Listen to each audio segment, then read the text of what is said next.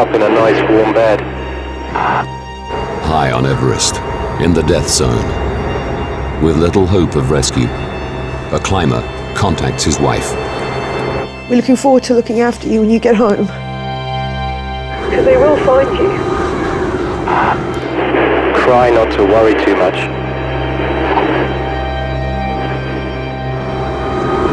Seven lives have already been lost in Mount Everest's deadliest storm.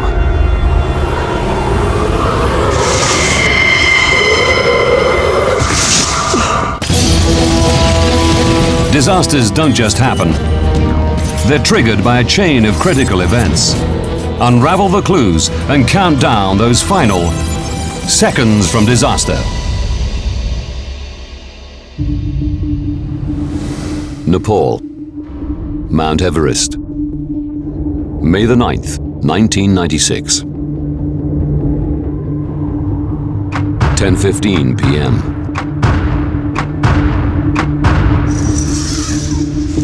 Climbers from two commercial expeditions prepare to leave Camp 4, the highest camp on the mountain. The teams have spent 4 weeks ascending from Everest Base Camp.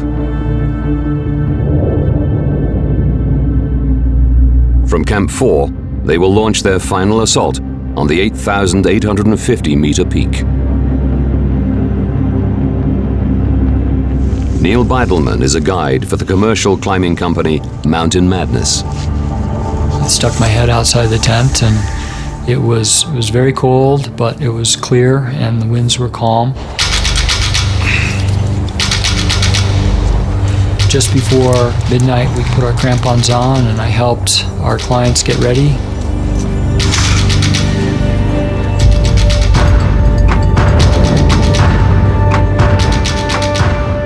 "14 client climbers are making a bid for the world's highest peak.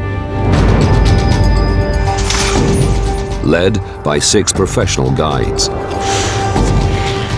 Lou Kashishki is a client with another company, Adventure Consultants. All of your mental and physical strength is focused on your next step. Nothing else matters. It doesn't matter that you're dehydrated. It doesn't matter that you're malnourished. It doesn't matter that you're starved for oxygen. Sheer will is taking you to the summit.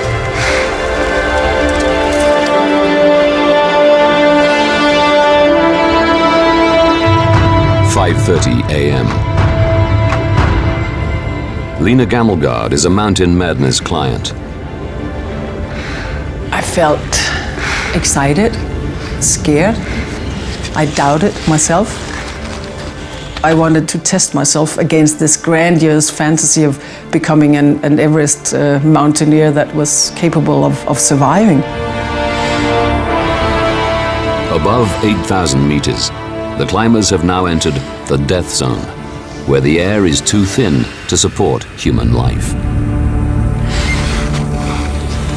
I knew that if I make the slightest mistake here, I am going to die. If you twist your ankle, if you get a little bit lost from the main route, you are dying as you climb higher because there's not enough oxygen to sustain yourself. Mountain Madness leader Scott Fisher is at the rear of his group to help slower climbers.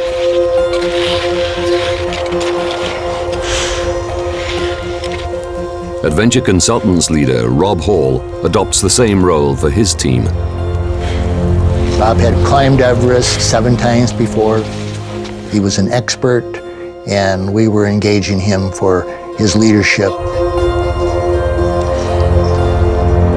For the lead climbers, the ascent begins to get more technical.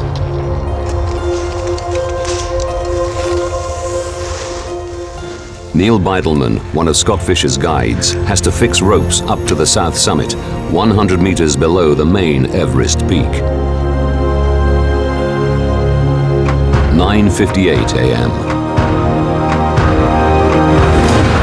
I fixed all the ropes that I had, and I arrived at the top of the south summit. It was then that I had a realization that the faster people might be able to make it to the top, but probably not everybody. The teams had planned to summit by 1 p.m. in order to descend before nightfall. But climbers waiting to use the ropes have begun bunching up. Speed is safety in the mountains. I was waiting and realizing that, this is going to slow us down, this is going to slow us down, this is absolutely not good. Most of the climbers have now made it to the top of the South Summit. Ahead of them is the Southeast Ridge and Hillary Step. Again, the trail needs fixing with ropes. But one of the Sherpas assigned this role hasn't reached the South Summit. Guides Neil Beidelman and Anatoly Bukriev need to make a decision. I looked at Anatoly and said, look, if anybody's going to summit today, we got to do this, and we got to do it right now. The two guides start fixing the ropes.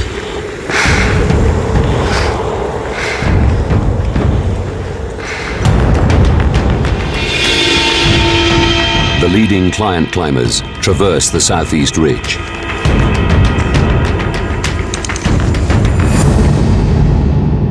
Below them, Luka Shishke is still climbing the South Summit. He knows the team are behind schedule.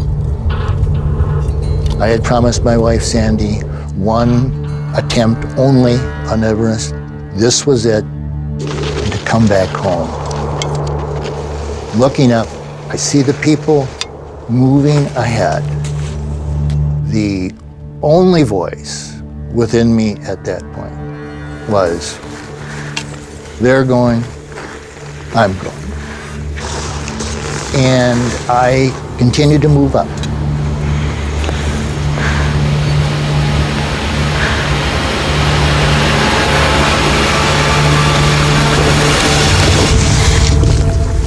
All of a sudden, I dropped down to my knees and I'm hanging onto the ice axe.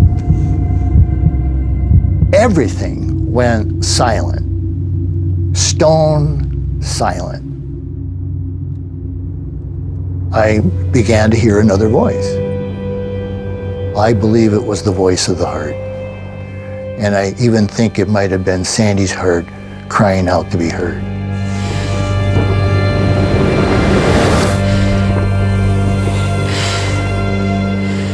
I looked up at the top because I wanted to visualize me standing on top of Everest.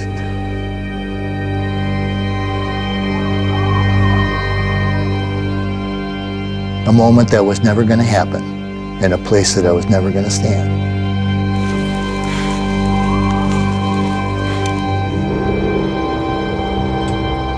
Lou Kashishke turns around and heads back to Camp 4.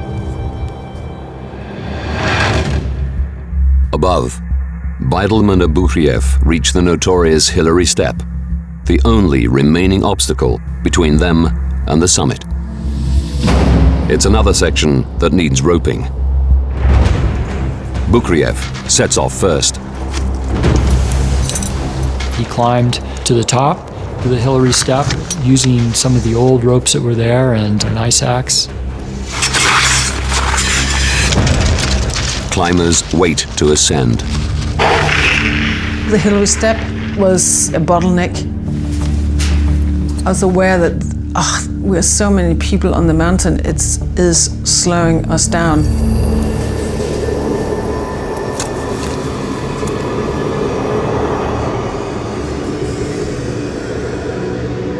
(1:07 p.m.) Above the Hillary Step, Bukriev makes the short climb to the top of Everest. When I arrived on the top, we congratulated each other.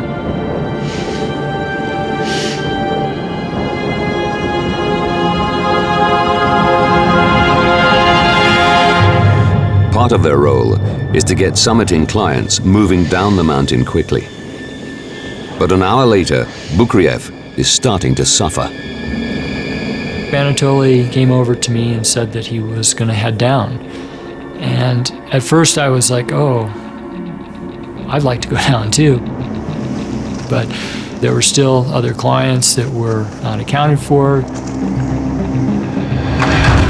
2:10 p.m. Whilst Mountain Madness leader Scott Fisher approaches the Hillary Step, adventure consultant leader Rob Hall summits. He radios base camp. It's cold and windy up here. If you don't hear from me again, it means everything's fine.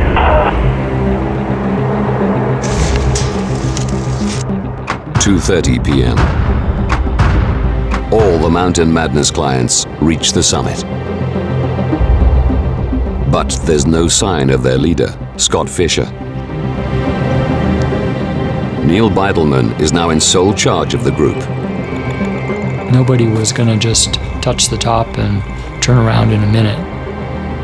I just couldn't get people up fast enough to head back down.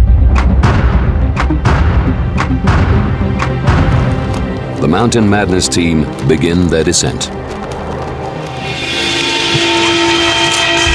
At the Hillary Step, the group come across their expedition leader, Scott Fisher. He's still ascending. I was a little miffed when I passed him that he was so far behind. I really expected him to be with the team. The descending Mountain Madness group make their way down the upper sections of the mountain to reach the south summit.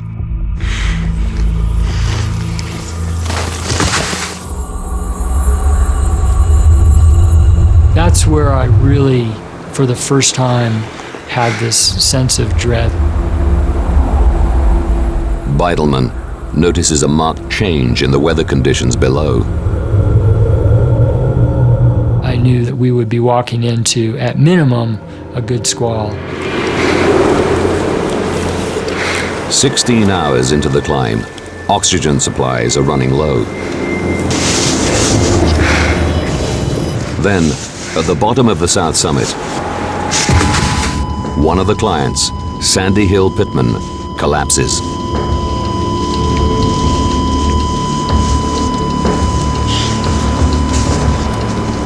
She's given an emergency shot of a steroid, dexamethasone. And I go over there and Sandy can barely talk. She's just kind of gurgling into her mask. And I looked at her tank and she had a little bit of oxygen left, but it was getting near the end. I have to give all of my effort to get Sandy stood up and start to drag her off the mountain, otherwise she's dead. There's no question about that.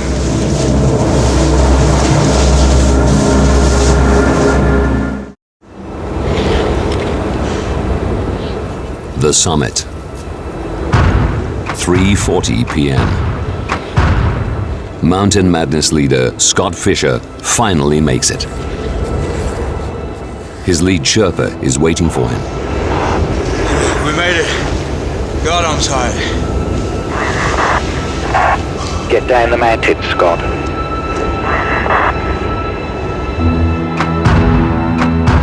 At the Hillary Step, adventure consultant leader Rob Hall is assisting an exhausted client, Doug Hansen, down.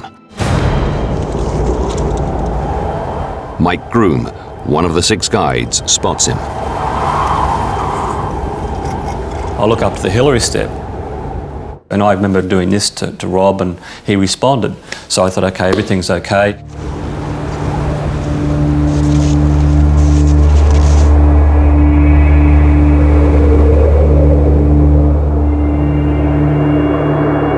But 15 minutes later, Rob Hall radios base camp. We've run out of oxygen. I'm with Doug and he's collapsed above the Hillary Step. We need oxygen to be brought up from the south summit. 800 meters above, Rob Hall is with Doug Hansen, descending the Hillary Step.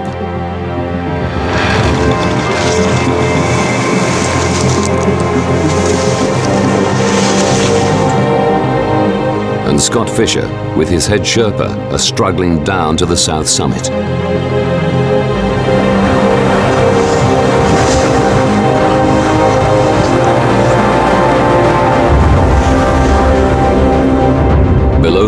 Mike Groom and Neil Beidelman are approaching the South Col when the storm finally strikes. 7 p.m.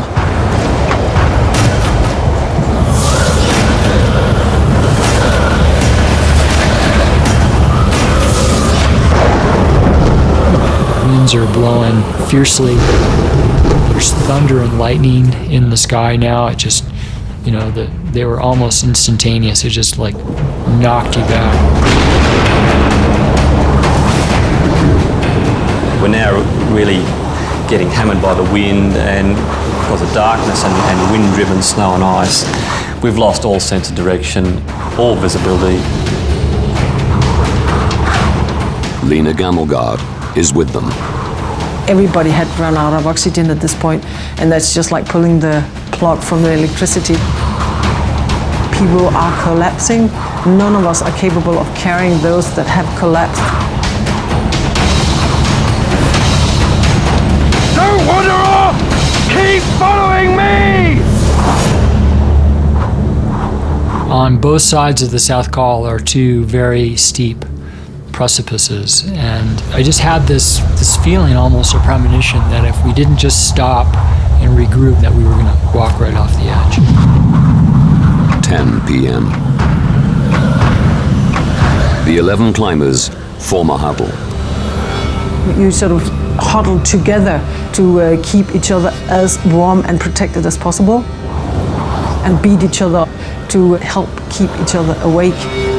That was pure survival. Keep moving your arms and legs! I don't want to die! I had to fight against the weight of just wanting to go to sleep and not wake up again.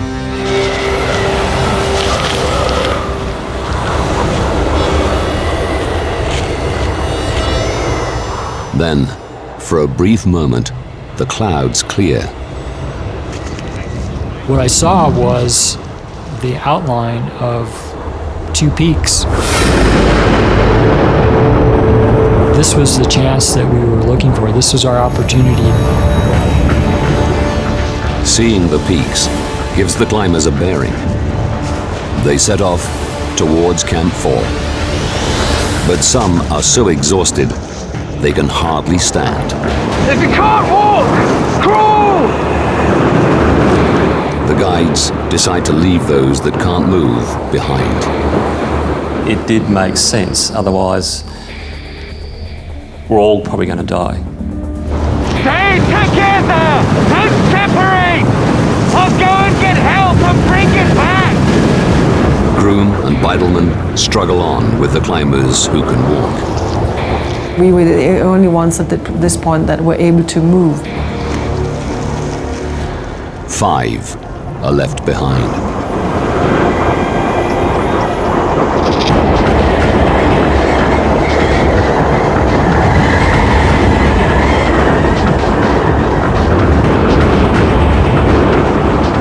We walked directly into where the camp was.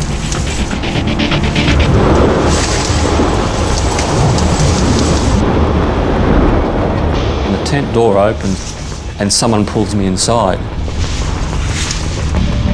And I recall them breaking ice off around my face and throwing a couple of sleeping bags over the top of me. And that's the last thing I remember.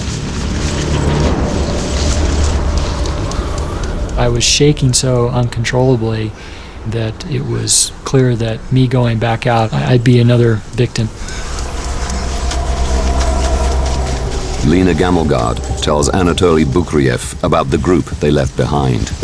I explained to Anatoly, they're so close. You have to walk in that direction to find them.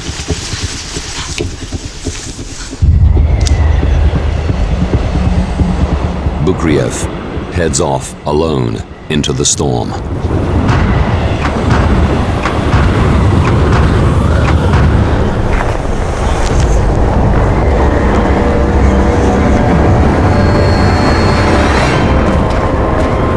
He guides a barely conscious team member back to Camp 4.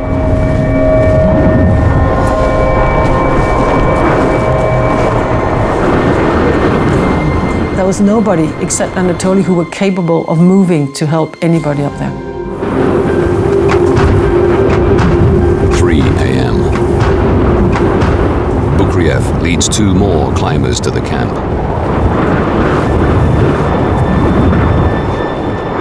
But he doesn't have the strength to rescue the remaining 2 clients.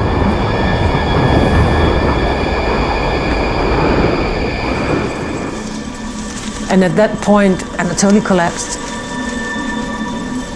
There was nothing more in him.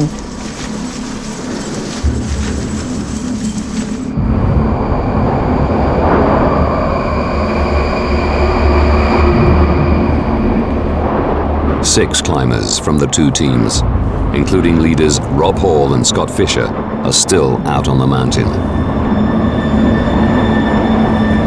They've been out there for over 24 hours.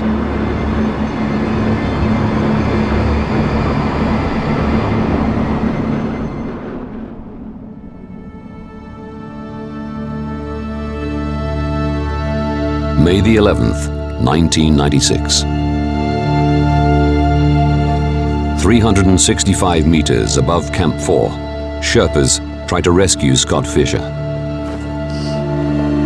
They found Scott barely breathing, not responding to anything, and felt that there was no way that they could get him back down.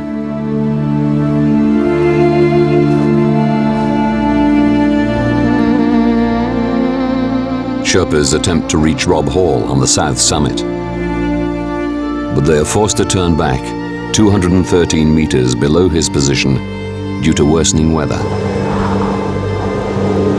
He's still alive, but frostbitten and unable to descend. Base camp patch Rob Hall's radio through to his pregnant wife at home in New Zealand. Hey, darling. I hope you're tucked up in a nice warm bed. You sound much better than I thought you would. How are your feet? I haven't taken my boots off to check, but I think I may have a bit of frostbite. We're looking forward to looking after you when you get home. Because they will find you. Try not to worry too much.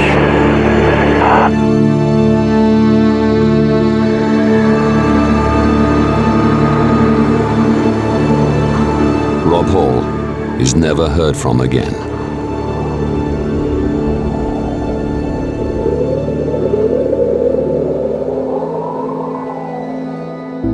The storm that struck Mount Everest on May the 10th, 1996, claimed 8 lives. Adventure Consultants client Doug Hansen and guide Andy Harris died above the south summit.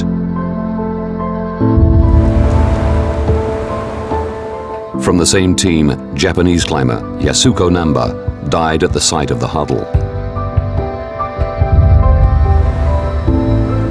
Despite spending the entire night of the storm exposed on the South Col, client Beck Weathers survived. But he suffered severe frostbite that would cost him his right hand and nose.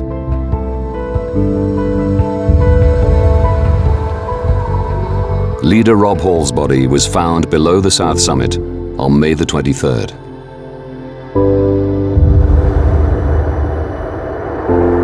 Scott Fisher, Mountain Madness team leader, finally died alone just above the South Col.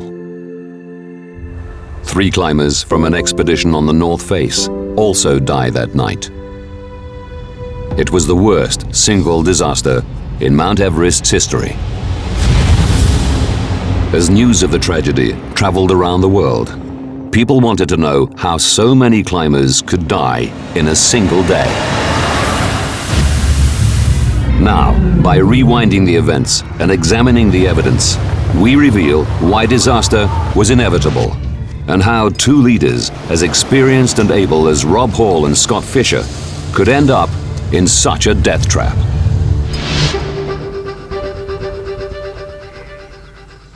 Alan Hinks is one of the few elite mountaineers to have summited all 14 mountains in the world that are over 8,000 meters above sea level. Everest, the highest of them all, is 8,850 meters. Above 8,000 meters, it's like another world.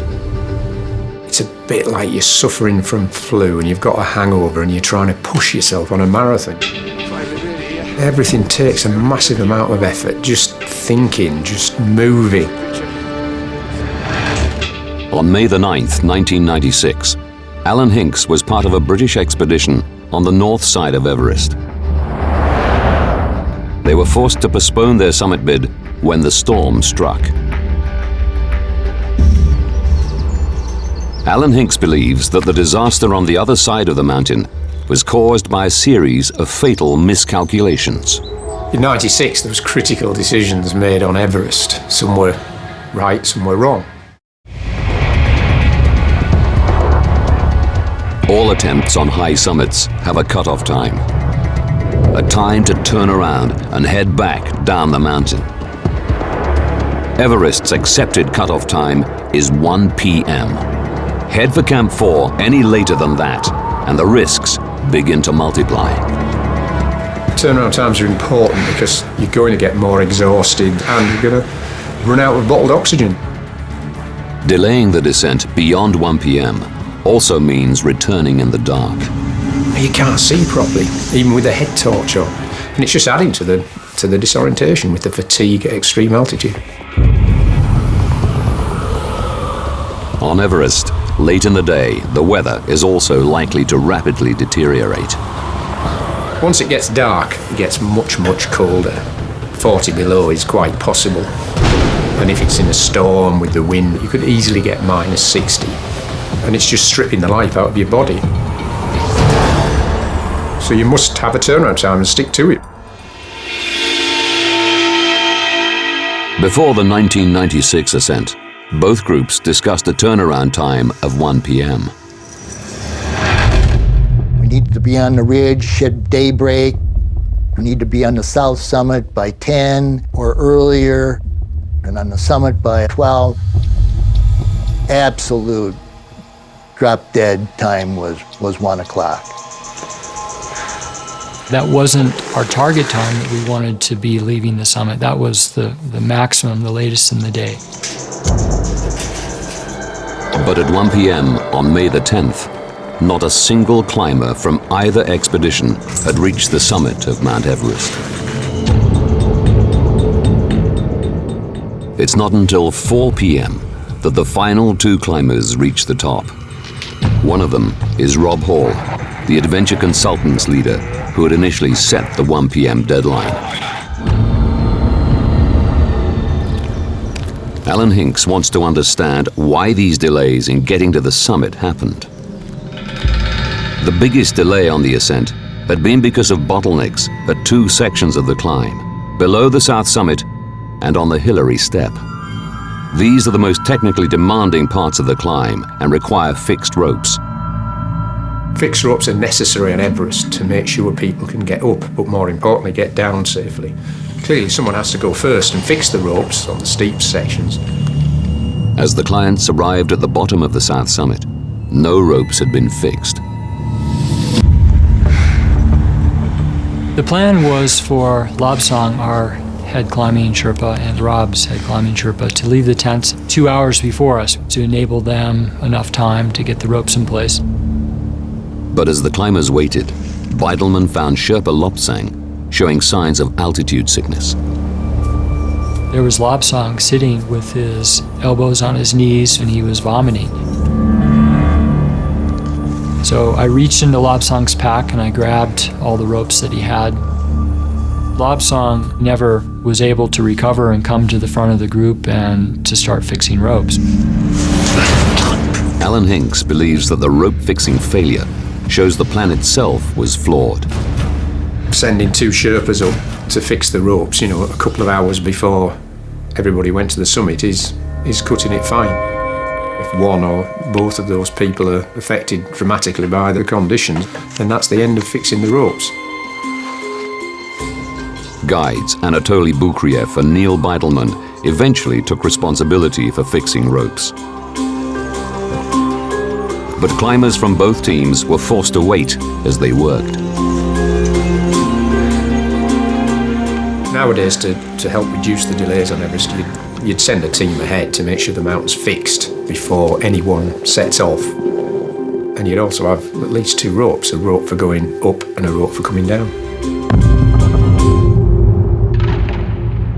But in 1996, even had the ropes been set earlier, with 33 climbers attempting to summit, queues would still have formed.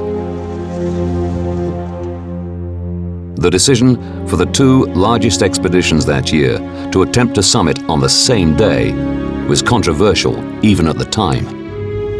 The rationale that was put forward was that the mountain hadn't been climbed that year. There was very deep snow.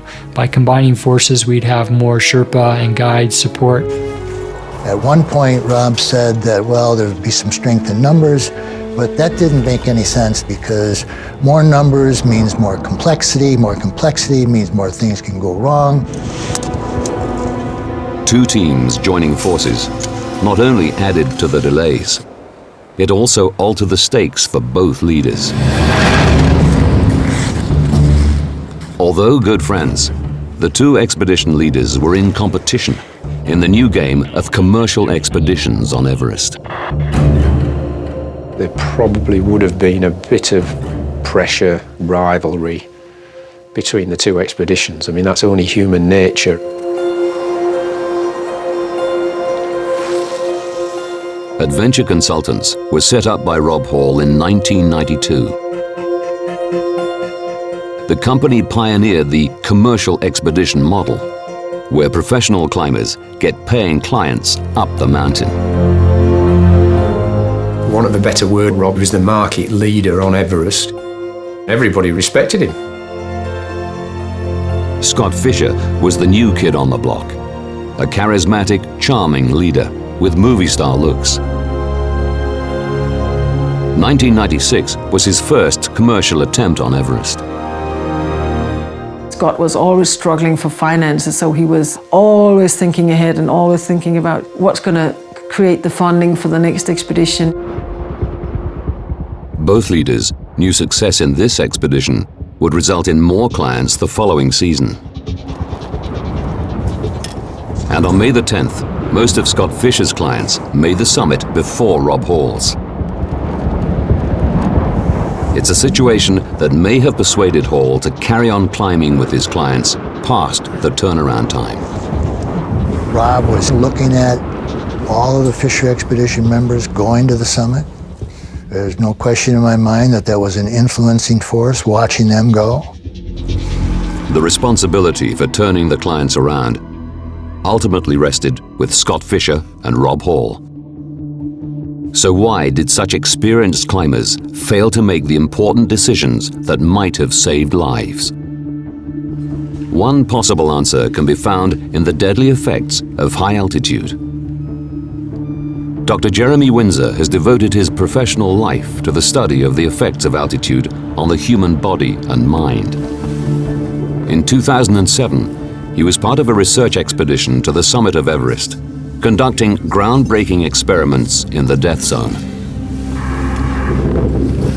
Everything that you encounter at 8,000 meters seems to be going against you. The oxygen is incredibly thin. There's just a third of the oxygen available at 8,000 meters than what you'd find at sea level. This is a place where the human body isn't designed to survive. Climbers suffer a rapid deterioration of bodily functions, a condition known as hypoxia. Retinas can hemorrhage. The heart rate increases, and arteries constrict. It also seriously impairs mental function. Whether it's your short-term or long-term memory, your concentration span, your ability to arrange shapes or to list numbers or spell words, any simple neurological test, they all come out as being impaired at altitude. They're just flickers of thoughts, half-finished words and vague ideas just floating through your mind. In the death zone, the decision-making capacity of all the climbers would have been severely diminished.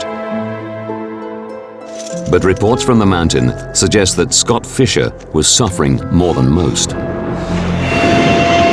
Scott was definitely not the Scott that I knew on that particular day. Throughout May the 10th, he'd repeatedly said he was sick and exhausted and was seen stumbling. This could be evidence that Scott was suffering from something more serious than hypoxia: high-altitude cerebral edema, or HACE.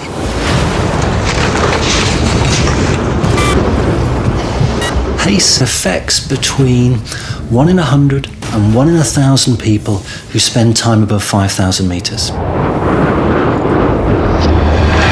Fluid accumulates in the brain, and that brain then will start to swell. Then we start to see the neurological symptoms.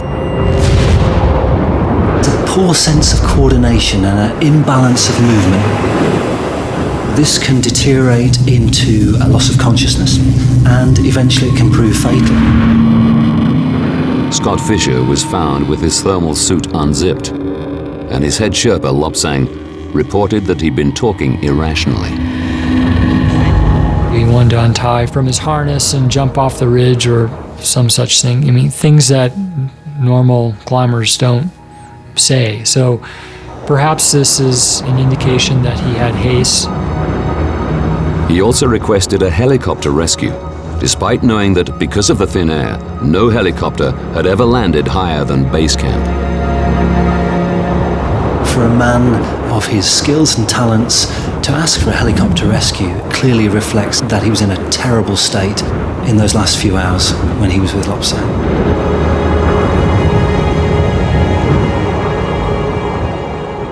The shortage of oxygen in the atmosphere was to have another effect on perhaps the strongest climber summiting Everest that day. Anatoly Bukriev was a Russian climber from the old school. Scott wanted Anatoly to be the troubleshooter, the one who was always in the lead in the most difficult situations, and to save Scott's ass if somebody really went bad. Bukriev had chosen to climb Everest without the assistance of supplementary oxygen. Bottled oxygen keeps you warmer, you're probably making better decisions, you've got more oxygen for your brain, obviously. What the clients want from the guide is the marginal difference in strength and experience and awareness above their own abilities to keep them safe and to help them out. And if you choose to not climb with oxygen and your client is, you're giving back most, if not all, of that marginal safety. Lack of oxygen meant Bukriev was unable to stay on the summit for long. His help during the descent could have made a critical difference. I wish that Anatoly had stayed with us and not descended on his own. Perhaps we would have been able to get back to the camp before the storm came. But one thing is certain. Once the storm struck, Bukriev was a lifesaver. Anatoly did make a very heroic effort to go back out there and save many lives. What he did at that point was superhuman.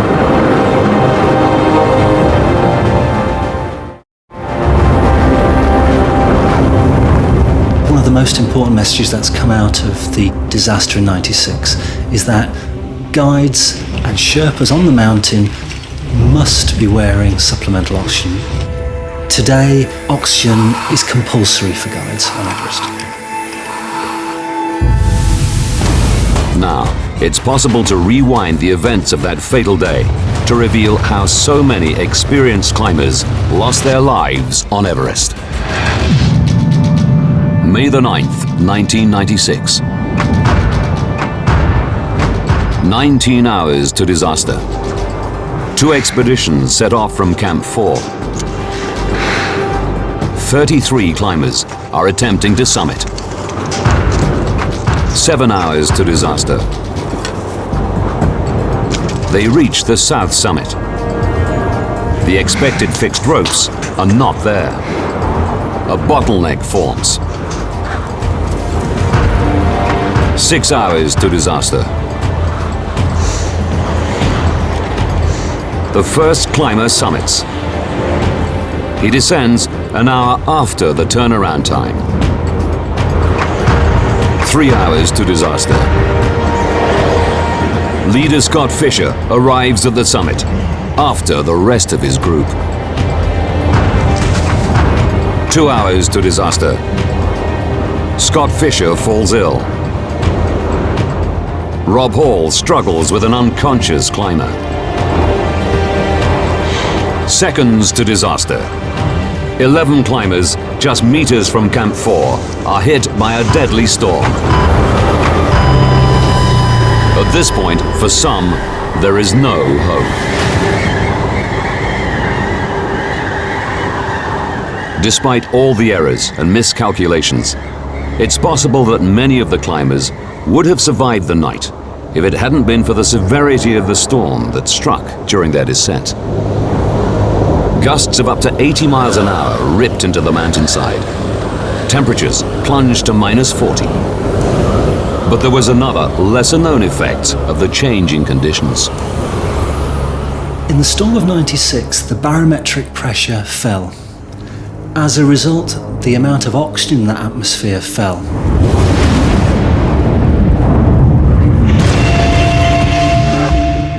It's been calculated that the amount of oxygen in the atmosphere may have dropped by up to 14% as the storm swept in, at a time when they had all run out of supplementary oxygen. There was a real step. They fell off that physiological knife edge. For a group who'd spent 24 hours on the mountainside, already starved of oxygen, this drop made all the difference. It's that very knife edge that makes climbing Everest such a deadly undertaking. A successful summit bid is dependent not only on careful planning. Whenever you climb Everest, you need that perfect weather window. You need everything in your favour. You need the wind speeds to be low, the air temperatures to be warm, and the sky to be clear. Mountain Madness believes that the guiding industry is made up of a community of like-minded individuals that work cooperatively on the mountains. In this instance, it could be argued that competitiveness between guiding companies may have led to mistakes. But it was ultimately Mother Nature that ruled the day. Today, weather forecasts are more accurate. The hardest sections are roped well ahead of time. Important decisions are made at base camp rather than at altitude. And guides must use oxygen. But dangers remain. I think there's kind of a misconception of that if we really analyze everything into the slightest detail, then people will stop dying on Everest. Dream on. It's never going to be risk-free climbing Everest. If you want to be safe, don't climb mountains. Don't go in the first place.